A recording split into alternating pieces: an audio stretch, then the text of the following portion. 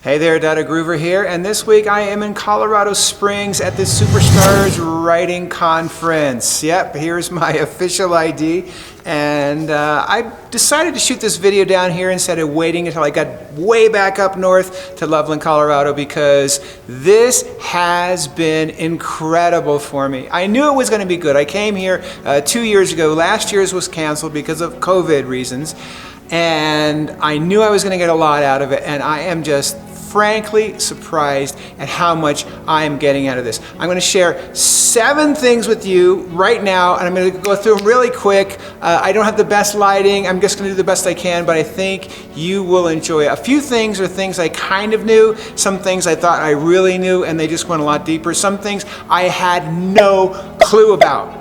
So here we go.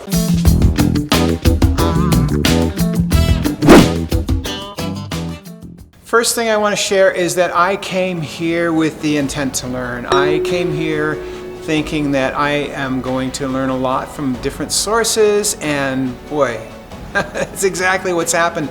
And I want to say too, I want to put in there that in the past, and probably now to some extent, I tend to have a little bit of a know-it-all attitude. Yeah, I'm a good writer. I know about all these different things. I'm a good marketer. In fact, I told somebody that yesterday. It's like, I cringed afterwards, but I was telling them how good a marketer I was.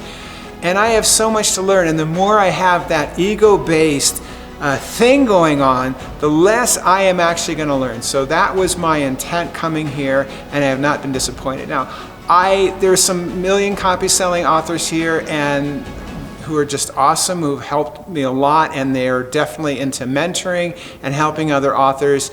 And you know, I've learned incredible things from them, and you know, you can learn from anybody, and I am trying to have that mindset that anybody that says any smallest thing from him, I want to take them as my teacher and as my guide. I don't care how many books they sold. I don't care how much money they make in the writing industry.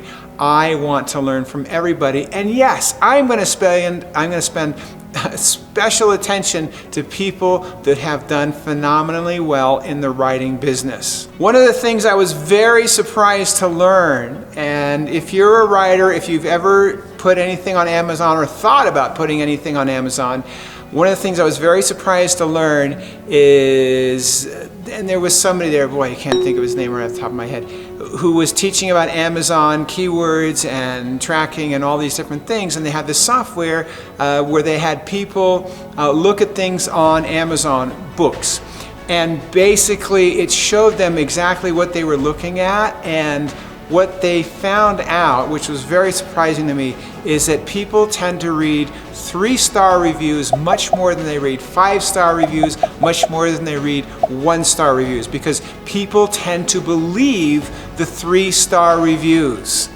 This is a really, I think, important thing, because with me it's like, yeah, I want all my reviews to be 5 stars, and yes, I still want that, but readers tend to put more credibility on 3-star reviews because, well, they're not lovers, they're not haters, they're somewhere in between. And the second 2 categories, you've probably already guessed it, are the 4-star reviews and the 2-star reviews. So that's really good to know for everyone out there who is looking at their reviews. Point number 3, one thing that I had decided some time ago, a couple years ago, is I want to write my fiction, and then I'm going to go back to writing nonfiction. I've written nonfiction in the past, and I have several books that I want to do in nonfiction. And what I got, both this is some direct advice from Jonathan Maberry. If you don't know who he is, you should look him up. It's Maberry without the Y. It's M-A-B-E-R-R-Y, so there's a Y at the end. But he's an incredible artist, he's a great mentor, and one of the things that he told me was that I should really look at writing nonfiction alongside my fiction, and it will really help how my writing develops and how my career as a writer develops, because I really want to share, I want to work with people. I love teaching, and it's something I do all the time, almost on a daily basis, and that nonfiction is just another way of teaching. So that was a big aha for me. And it's like, and I say it now, it's like, yeah, that totally makes sense. Why did I think of that? And that's why I want to come to places like this. So I get ideas like that maybe should have been obvious to me that I completely missed. Next point, and this is something I thought I already knew, but it's something that I really didn't know as well as I thought I did. And that was all about pacing, how important it is to have pacing go up and down. And when you have a lot of excitement, a lot of things happening really fast, you need to then go really slow with that pacing. And you know, it's something I kind of knew, but I really got into more of learning the importance of it, of really finding out what that means and how that can make your writing, how it can make my writing even better, and to just notice. So for me, the ultimate story there, the ultimate lesson was to be more conscious with my pacing. Number 5, what I didn't think of before, which was this is also coming from Jonathan Maberry, that he suggested I write the fun parts first. And you know, when I look at a project, a book project, and I'm going to spend thousands of hours writing this book project, and you know, I sit down, I write the first draft in 4 or 5 days. Nothing else going on. I sleep, I eat, and that's about it, right? I don't do anything else. I completely have everything cleared off my schedule. 4 or 5 days at the maximum, I write my first draft of my book. And then I work on it, right? And I work on it, and I work on it. And you know, it's that editing and revision that takes the most time. And what I didn't think of before is to write the most fun parts first. And that is great advice. Very simple, very easy. It's something you can also do. Write the fun parts of your book first, and then the rest is easier to fill in. Because when you're doing, sometimes, okay, writing can be a little tedious. It can be, okay, I got to work this out. How's this dialogue going to be? But you write the fun parts first, and then the book becomes fun sooner in your writing process. Great advice. Number 6, using incidental characters. And an incidental character is a character that's only going to appear for one specific purpose, might appear in one chapter. And I kind of have done this accidentally, but not consciously. Like I might have a character that's not of great importance, and they make an appearance, they might make an appearance later, but to consciously put these incidental characters in for specific purposes. And you know, now when I say it again, it seems like a no-brainer, but it's something I really didn't think of so much, and it's a way that I see to improve my writing. So I have one character that might come on just for one chapter and do one specific purpose that people will learn from. And you can have this in nonfiction, you can have it in memoir. So a lot of times people write memoir and they think they've only got to put the major players in there. You don't. Somebody came in and just gave you this one little piece of advice that resonated, that made a difference in your life. By all means, put that in. And that can be powerful, just using a character for one simple thing. So that's called an incidental character, and that's something else I'm going to be more conscious of. Number 7, the more homework you do, the more research you do, and this is for nonfiction, this is for fiction, this is even for memoir, the more homework you do, the more moments you have to work with. And again, that seems like, wow, that's so logical. Why didn't I think of that before? Because that's why I like to hang out with experienced writers, for people that have millions of books out there, or people who have just published lots. There's authors here who have published over 100 books. There's people who have published dozens of books who are here. And that is, yes, it's very logical, it's very simple, but the more research you do, the more homework you do, the more moments you are going to have. So I'll do homework, I'll do research on something when I think I need to.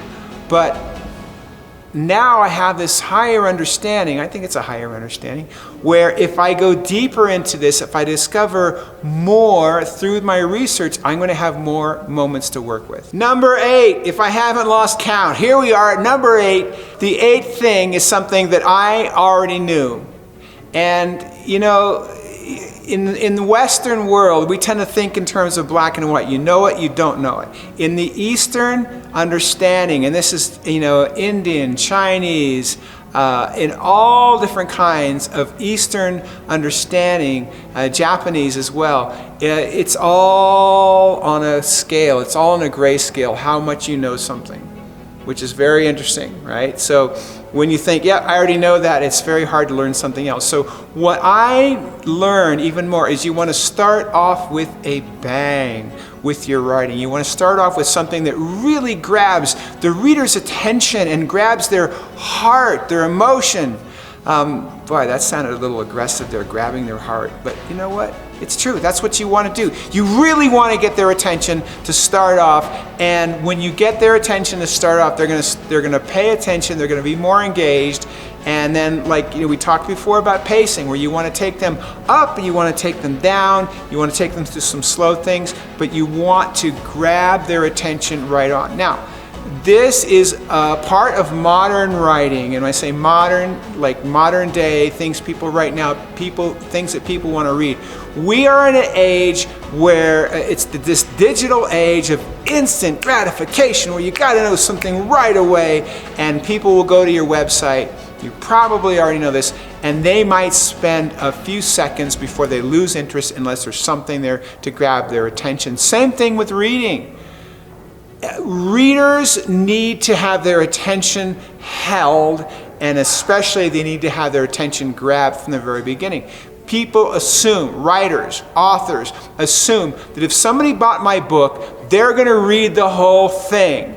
That is not true. That's one of the biggest misconceptions of authors have, that they think somebody's going to read my whole book. They will not necessarily read your book. That is the simple truth that you need to know as a writer. So you need to grab them from the beginning.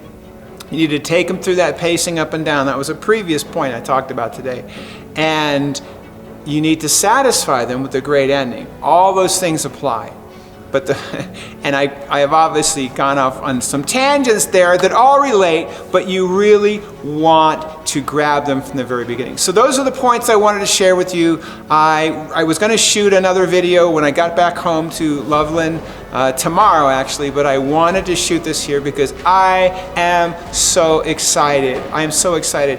My humble advice to you is, find ways that you can learn more. If you want to write and you want to write well, it's exciting to learn from others. It's exciting to improve your craft, to improve your skill.